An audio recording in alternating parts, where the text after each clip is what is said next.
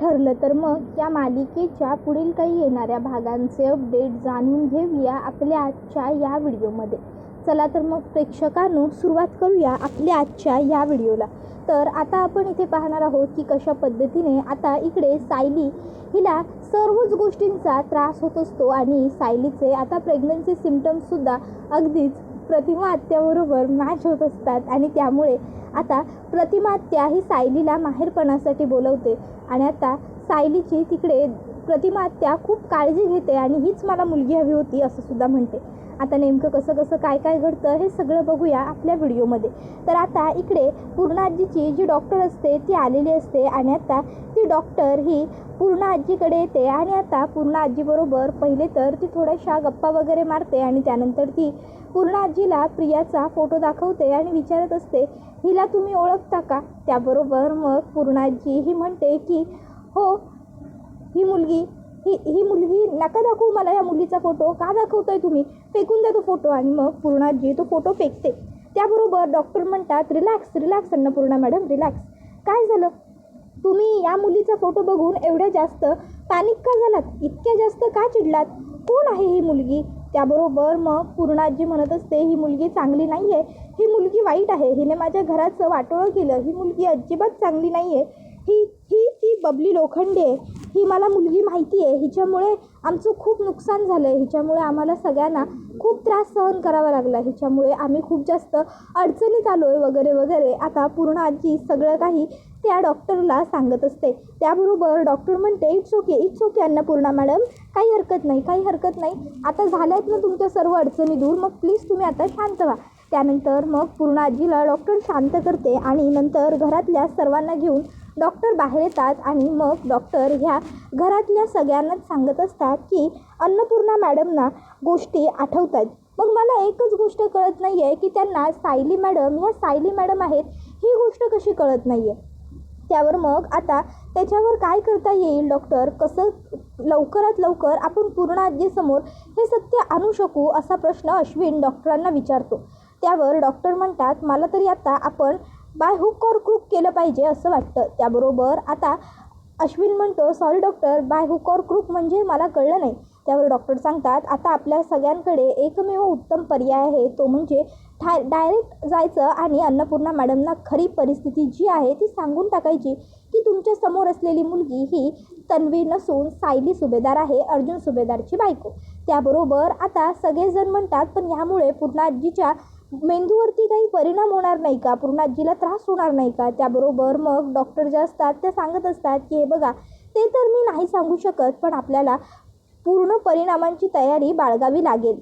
मी म्हटलंच ना by hook और क्रूक, डू ऑर डाय. त्याबरोबर मग आता लगेचच कल्पना म्हणते ठीक आहे, मग जर तसं असेल तर एक उत्तम पर्याय आहे, अर्जुन तूच सायलीला घेऊन जा आणि तूच तिकडे जाऊन सांगून टाक की ही सायली तुझी बायको आहे, ही तन्वी नाही आहे. तसंही पूर्णा आजींचा सगळ्यात जास्त जीव तुझ्यावरच आहे, त्यामुळे पूर्णाई तुला तर काही बोलणार नाही, उलट तू सांगितलेलं कदाचित त्यांना पटेलसुद्धा. जा मला वाटतं तूच जायला हवं. अर्जुन म्हणतो काय बोलताय तुम्ही हे सगळे, नाही मला नाही जमणार पूर्णा आजीला जाऊन असं काही सांगायला, ती खूप रागवते. त्याबरोबर मग प्रतापसुद्धा म्हणतो अर्जुन अरे असं कसं काय बोलतोस तू, ती रागवते म्हणजे काय, हे बघ जर आम्ही कोणी सांगायला गेलो ना तर ती आणखीन जास्त रागवेल, कमीत कमी तुझ्यावरती थोडंफार कमी रागवेल, म्हणून तुला सांगतोय तू जा आणि पूर्णा आजीला सांग की ही तुझी बायको आहे, सायली आहे. पूर्णा आजी जरी रागवली तरी तुझ्या इतकं उत्तम पद्धतीने तिला कोणीही टॅकल करू शकणार नाही, कोणी तिला समजवू शकणार नाही. त्याबरोबर अर्जुन म्हणतो डॅड आहो पण. त्यावर प्रताप म्हणतो अर्जुन हे बघ आपल्याला करायचं आहे की नाही पूर्णा आजीला बरं. मग अर्जुनजवळ काहीच पर्याय उरत नाही आणि तो म्हणतो ठीक आहे चला मग. आणि मग तो सायलीला घेतो आणि घरातल्या सगळ्यांबरोबर पूर्णा आजीच्या समोर येऊन उभा राहतो आणि पूर्णा आजीला सांगत असतो पूर्णा आजी एवढे दिवसांपासून जी तुला तुझी तन्वी तुझी नात वाटते ती खरं तर तन्वी नाही आहे, तर ती सायली आहे, सायली. पूर्णा आजी अगं तू कसं विसरतेस, ही माझी बायको आहे, मिसेस सायली अर्जुन सुभेदार, आठवतंय का, ही तुझे किती लाड करते. त्यावर पूर्णा आजी म्हणते गप रे अर्जुन, उगाचच्या उगाच काही पण खोटं नाटं सांगू नकोस मला, ही माझी तन्वी आहे तन्वी. मला कळत नाही आहे तुम्ही सगळे हिला सायली का बोलताय, तुम्हाला दिसतच नाही आहे का, तुम्ही बघायचंच नाही असं ठरवलं आहे. नाही म्हणजे सायलीला तन्वी आणि तन्वीला सायली म्हणायची गरज काय आहे? मी म्हणते तुझ्या लक्षात नाही आहे का, सायली मधुभाऊनं घेऊन दवाखान्यात गेली येते. त्याबरोबर मग आता प्रताप म्हणत असतो की नाही पूर्णाजी, सायली कुठेही गेलेली नाही आहे, सायली इथेच आहे. त्यावर कल्पना म्हणते हो पूर्णाजी, खरं तर त्या दिवशी त्या बबली लोखंडेने तमाशा केला घरात, त्यानंतर तुम्हाला धक्का बसला आणि मग तुम्ही गप्पच राहत होतात ना, म्हणून खरं तर आम्ही केलेलं ते सगळं एक नाटक होतं. त्याबरोबर प्रताप म्हणत असतो पूर्णाजी, अगं या सगळ्यामुळे ना सायलीला सुद्धा आता खूप जास्त सफर करावं लागतं आहे आणि म्हणून ते सगळं आम्हाला बघवत नाही आहे आणि म्हणूनच आम्ही आता तुला सर्व काही खरं खरं सांगून टाकायचं असं ठरवलं. ही सायली नाही, ही तन्वी नाही तर सायली आहे. मग पूर्णाजी म्हणत असते आता तुमचं सगळ्यांचंच ना खूप जास्त झालं आहे, तुम्हाला सायलीतले आणि तन्वीतले गुण कळत नाहीत का?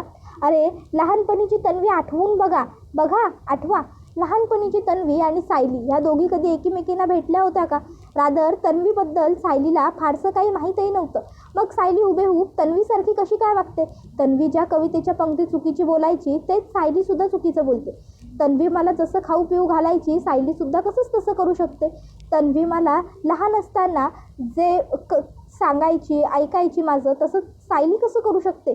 जिथे माझा चष्मा ती लपवायची तिथेच ही कसं लपवू शकते?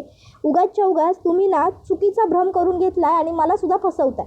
ही सायली नाही, ही तन्वीच आहे. त्याबरोबर मग आता पूर्णाजी आणखीन जास्त हायपर व्हायला नको म्हणून सायली म्हणते बरं ठीक आहे पूर्णाजी, हे बघ या सगळ्यांना ना उगाचच्या उगाच तुझी थट्टा करायची होती म्हणून या सगळ्यांनी तुला हे असलं काहीतरी सांगितलं, पण तू या सगळ्यांच्या बोलण्यावरती विश्वास ठेवू नकोस.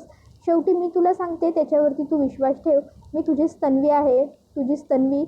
बरं तू आता जाऊन जरा खोलीत आराम कर म्हणजे तुला बरं वाटेल. त्याच्यानंतर मग ती आता हो तूही माझ्याबरोबर चल असं म्हणते. मग सायली ही पूर्णाजीला घेऊन तिकडनं रूममध्ये जात असते. त्यावेळी ती आता घरातल्या इतर सगळ्या सदस्यांना नजरेनेच खुणावते की हे बघा पूर्णाजीला कुणीही काही बोलू नका, सध्या त्या मनस्थितीत नाही आहेत. तर दुसऱ्या बाजूला इकडे आता जी प्रतिमा आत्या असते तिने कल्पनाला फोन केलेला असतो आणि आता प्रतिमा आत्या कल्पनाला म्हणत असते कल्पना, खरं तर प्रेग्नन्सीमध्ये मुलींनी माहेरी राहायचं असतं. आता तुला तर माहिती आहे आणि आम्हालाही माहिती आहे सायलीला माहेर नाही, म्हणजे मधुभाऊ असताना होतं खरं तर तिचं आश्रमच तिचं माहेर, पण आता ते आश्रमही राहिलं नाही आहे व्यवस्थित आणि त्यांचं माहेरही नाही आहे. मग मला काय वाटतं माहिती आहे का, आपण ना सायलीला माझ्याकडे माहेरपणासाठी ठेवूया. म्हणजे तसंही सायलीचे आणि माझे प्रेग्नन्सीचे सिम्पटम आहेत. मला जे सगळे त्रास वगैरे व्हायचे सायलीलासुद्धा सगळं तसंच होतं, म्हणून मी सायलीची ना इकडे खूप छान पद्धतीने काळजी घेऊ शकेन. म्हणून तू एक काम कर, तू सायलीला इकडे माहेरपणासाठी माझ्याकडे पाठवून दे.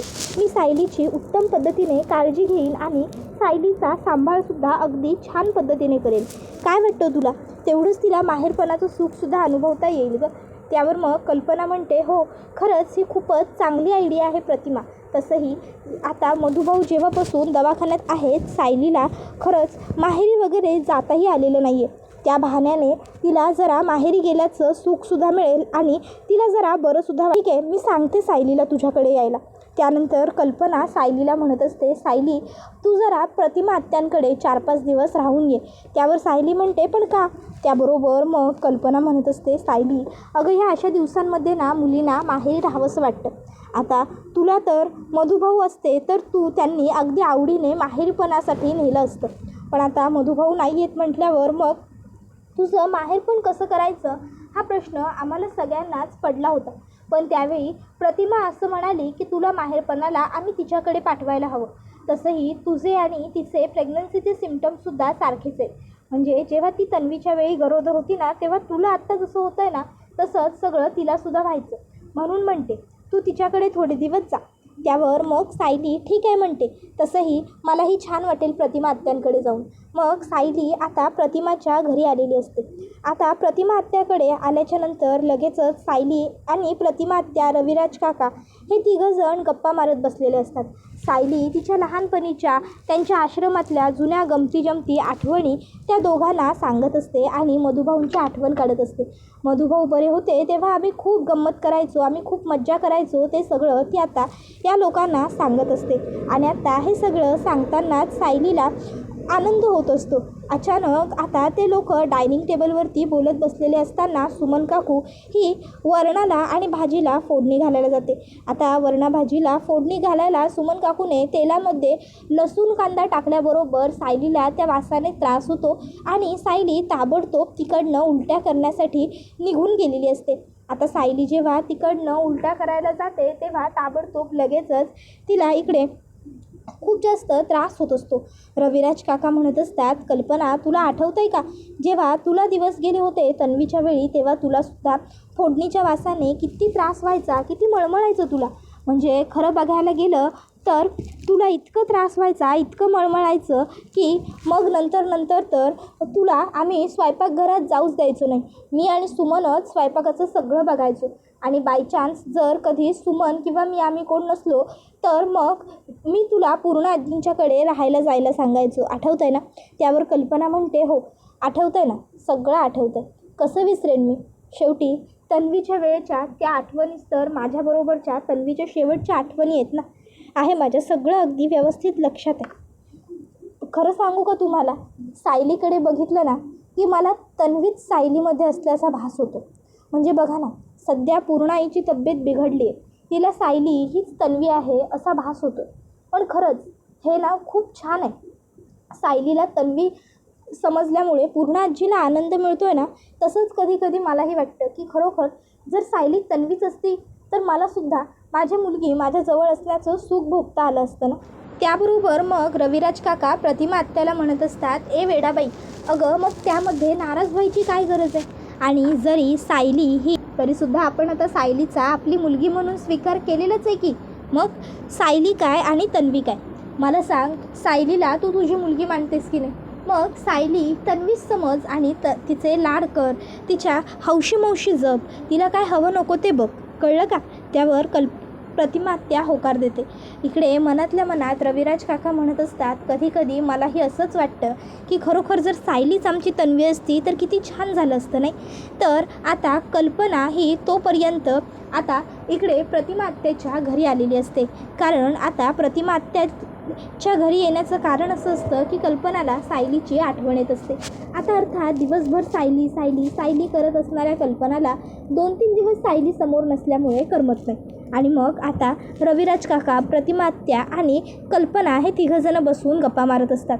तर प्रतिमा आत्या ही म्हणत असते, तुला करमत नसेल ना घरी कल्पना. त्यावर कल्पना म्हणते, नाही ना, बिलकुलच करमत नाही.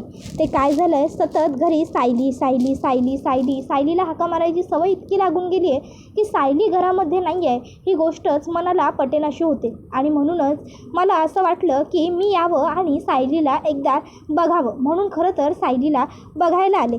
नाही म्हणजे तू तर चांगली तिची काळजी घेतेसच, मला माहितीच आहे, पण माहिती आहे ना, एक मनाला वाटलं जाऊन बघावं म्हणून आले. आणि तसंही खूप दिवसांमध्ये तुझ्याकडे येणंसुद्धा माझं झालं नव्हतं ना, म्हणून म्हटलं तुला भेटणंही होईल, तुझ्याकडे येणंही होईल आणि त्या बहाण्याने सायलीला बघूनही जाईन. काय चालेल ना तुला. त्यावर प्रतिमा आत्या म्हणते, अगं असं काय विचारतेस, शेवटी ती तुझी सून आहे. खरं सांगू का कल्पना तुला, जेव्हापासून सायली इथे आली आहे ना तेव्हापासून मला माझ्याच गरोदरपणाची आठवण येते, तन्वीची सारखी आठवण येते. त्या छोट्याशा तन्वीला मी कधी विसरूच शकत नाही. माझी लेक तर मला नाही सापडली पण सायलीच्या रूपात सापडल्यासारखी वाटते. म्हणजे कधी कधी तर तुला सांगू का, मनामध्ये ती इकडे राहायला आल्यापासून असाही विचार येतो की उद्या देव करो आणि असं झालं तर की सायलीच आमची तन्वी आहे ही गोष्ट आम्हाला समजली तर खरंच माझी एवढी सुखी आई अख्ख्या जगात कोणी नसेल ना. म्हणजे बघ ना, मी आणि सायली जरी एकीमेकीच्या मायलेकी नसलो तरी आम्ही दोघींनीही एकीमेकीसाठी रक्त दिलेलं आहे. मी आणि सायली जरी एकीमेकीच्या मायलेकी नसलो तरी आमच्या इतरांबरोबर वागण्या बोलण्याच्या पद्धती सेम आहेत. आम्ही दोघी जरी मायलेकी नसलो तरी आमच्या खाण्यापिण्याच्या चवीसुद्धा सेम आहेत. आम्ही मायलेकी नसलो तरी आम्ही एकीमेकीची काळजीसुद्धा तितकीच घेतो. कधी कधी असं वाटतं की सायली हीच तन्वी आहे आणि तन्वी कधी नव्हतीच माझ्या आयुष्यात. ती बबली लोखंडे, तिला तर मी पूर्णपणे विसरूनच गेली. खरंच मला ना म्हणजे सायलीच माझी लेक असायला हवी होती असं खूप वाटतं गं. आणि मग आता प्रतिमा आत्याच्या डोळ्यात पाणी येतं. प्रतिमा आत्या म्हणते, तुला वाटत असेल ना कल्पना की ही प्रतिमा हे असं सगळं वेड्यासारखं काय बोलते. पण काय सांगू तुला, अगं तब्बल 22 वर्ष माझी लेक माझ्याजवळ नाही आहे. तुला नाही माहिती मला किती त्रास होतो. कल्पना म्हणते मी अगदीच समजू शकते गं प्रतिमा तुझं दुःख, आणि मला असं काहीही वाटत नाही आहे की तू असं का बोलतेस वगैरे. उलट मला तर हेच वाटतं आहे की सायलीच्या रूपात का होईना पण तुला तुझं सुख मिळतास. बाकी आपल्याला दुसरं आणखीन हवं आहे तरी काय. सगळं छान व्हायला हवं असंच आपल्याला वाटतं. आणि जरी सायलीला तू जन्म दिलेला नसलास ना तरीसुद्धा सायलीला गुण तर तुझे आहेत ना, म्हणून सायली ही तुझी लेक आहे. तसंही रविराज भाऊजींनी आणि तू तर तिला मुलगी मानलेलं सुद्धा आहे. मग आता आणखीन काय हवं. तू उगाच भलते सलते विचार डोक्यात आणू नकोस. तसंही सायली ही तुमचीच मुलगी आहे, आणि आता जरी ती 4-5 दिवसांसाठी आलेली असली की नाही तरीसुद्धा नंतर डोहाळे भरून ओटी भरून मात्र तुमच्या घरीच तिला आणायची आहे डोहाळे जेवणाकरता. त्याबरोबर कल्पना असं म्हटल्यावर प्रतिमात्या हसते आणि म्हणते हो हो नक्कीच. इतक्यात तिकडे सायली येते. सायली आल्यावर सगळेच तिला विचारतात काय गं काय झालं. त्यावर ती मला माती खावीशी वाटते असं सांगते. आता प्रतिमात्याला तिच्या गर्भवतीपणात सुद्धा माती खावीशी वाटत होती. मग आता प्रतिमात्या सायलीसाठी माती अरेंज करते आणि तिला माती खायला देते. तर दुसऱ्या बाजूला इकडे जो चैतन्य असतो तो अर्जुनला म्हणत असतो, अर्जुन अरे पहिली गोष्ट सचिनला कळलं कसं की आम्ही दोघंजणं त्याच कॅफेटेरियामध्ये बसलो आहे म्हणून. याचा अर्थ नक्कीच सचिन आमचा पाठलाग करत करत तिथपर्यंत आला होता. सचिनने जर आमचा पाठलाग केला असेल तर अर्थात त्याने आमचे फोटोज आणि व्हिडिओजसुद्धा नक्कीच त्याच्या फोनमध्ये क्लिक करून ठेवले असतील कोर्टामध्ये प्रूफ म्हणून सादर करण्यासाठी. आणि त्याशिवाय सचिनने मला जेव्हा मारलं तेव्हा CCTV फुटेजमध्ये सुद्धा त्या मारामारीचं रेकॉर्डिंग झालेलं असणार आहे. त्यामुळे अर्जुन मला असं वाटतं की लवकरात लवकर आपण त्या सर्व गोष्टींना गायब करायला हव्यात. अर्जुन आपण एक काम करूया, आपण ताबडतोब जाऊया आणि ह्या सर्व गोष्टींची विल्हेवाट लावूया. अर्जुन म्हणतो हो हो तुझं अगदी बरोबर आहे, नंतर पुढे जाऊन काहीही गोंधळ व्हायला नको. मग आता ताबडतोब अर्जुन आणि चैतन्य हे दोघंही मिळून त्या रेस्टॉरंटमध्ये जातात, कॅफेटेरियामध्ये जातात आणि तिकडे जाऊन आता ते दोघंही त्या हॉटेलच्या मॅनेजरला भेटतात. आणि मग ते लोक CCTV फुटेज चेक करतात तर त्यामध्ये ते मारामारीचे सीन दिसत असतात. मग अर्जुन हा त्या हॉटेलच्या मॅनेजरला ते फुटेज डिलीट करायला सांगतो. तर तो मॅनेजर सांगतो सॉरी सर पण आम्ही असं कोणाच्या तरी सांगण्यावरून आमचं फुटेज नाही डिलीट करू शकत. त्यावर अर्जुन म्हणत असतो ह्या फुटेजमुळे एखाद्या मुलीचं आयुष्य उद्ध्वस्त होऊ शकतं. त्याबरोबर तो मॅनेजर म्हणतो सॉरी सर मला कळलं नाही. त्यावर अर्जुन सांगतो माझी बहीण अस्मिता तिच्या ह्या मानलेल्या भावाबरोबर माझ्या मित्राबरोबर इथे चहा प्यायला कॉफी प्यायला आली होती. त्यावेळी तिच्या नालायक नवऱ्याने तिचे फोटो आणि व्हिडिओ क्लिक केले आणि आता ते कोर्टामध्ये तिच्या विरोधात वापरणार आहे तिला घटस्फोट देण्यासाठी. आणि त्यात तो तुमचे हे फोटोजसुद्धा वापरेलच आणि CCTV फुटेजही मागवेल. मग आम्ही काहीही करू शकणार नाही. म्हणून आम्ही रिक्वेस्ट करतो आहे प्लीज हे CCTV फुटेज डिलीट करा. माझ्या बहिणीच्या आयुष्याचा प्रश्न आहे प्लीज. त्याबरोबर मग चैतन्यसुद्धा रिक्वेस्ट करतो की प्लीज ऐका आमचं. मग आता त्या हॉटेलचा जो मॅनेजर असतो तो म्हणतो की साहेब आम्हालासुद्धा माणुसकी आहेच की, आम्हीसुद्धा आहोतच की माणसं. एखाद्या मुलीचं आयुष्य उद्ध्वस्त व्हावं एवढं आम्हालाही वाटणार नाही, आम्ही करतो. आणि मग तो ते CCTV फुटेज अर्जुनच्या समोर डिलीट करतो आणि म्हणतो साहेब झालं डिलीट. अर्जुन म्हणतो thank you so much, thanks a lot. तुमचे माझ्यावर खूप उपकार झाले, खूप आभार. तर दुसऱ्या बाजूला सायली आता माती खात असते आणि माती खाताना आता तिला कल्पनाचे आणि प्रतिमात्याचे शब्द आठवतात. सायली तुला माती खावीशी वाटली आहे प्रेग्नन्सीमुळे म्हणून आम्ही तुला खायला दिलो, पण बाळाला ह्यामुळे त्रास होईल इतकी माती खाऊ नको, थोडीशीच खा. मग सायली ही आरशात बघते. आरशात बघून ती म्हणत असते मी खरंच किती नशीबवान आहे, मला एवढी प्रेमळ मायाळू सासू मिळाली आणि प्रतिमा आत्यांसारखी एवढी चांगली आईसुद्धा आपोआपच मिळाली. खरंच माझ्या इतकं नशीब ना इतर कुठल्याही मुलीचं नसेल. मी खूप सौभाग्यशाली आहे की माझ्याकडे इतकं छान कुटुंब आहे. सोमू, मानसी, रश्मी, मधुभाऊ, कुसुमताई हे सगळे तर होतेच, पण त्याबरोबर आता पूर्ण आजी, अस्मिताताई, आई, बाबा, हे अश्विन भाऊजी हे सगळं कुटुंब तर आहेच, पण प्रतिमा आत्या आणि रविराज काकासुद्धा. प्रतिमा आत्या आणि रविराज काकांबरोबर तर माझा काहीतरी एक खास बॉन्ड असल्यासारखंच मला वाटतं. कधी असं वाटतं की मी त्यांचीच तर लेक नाही ना. असो जाऊ दे असा सायली विचार करते. सायली म्हणते तन्वी जरी सापडली नसली तरीही मी मात्र कधीही रविराज काका आणि प्रतिमा आत्याला अंतर देणार नाही आहे. त्याबरोबर हा व्हिडिओ इथेच संपतो. व्हिडिओ आवडला असेल तर व्हिडिओला लाईक करा, चॅनलवर नवीन असाल तर चॅनलला सबस्क्राईब करा आणि बेल आयकॉन आठवणीने प्रेस करा, जेणेकरून तुम्हाला पुढच्या प्रत्येक व्हिडिओचं नोटिफिकेशन मिळत जाईल आणि सर्व व्हिडिओंचा आनंद हा अगदी उत्तम पद्धतीने घेता येईल. धन्यवाद.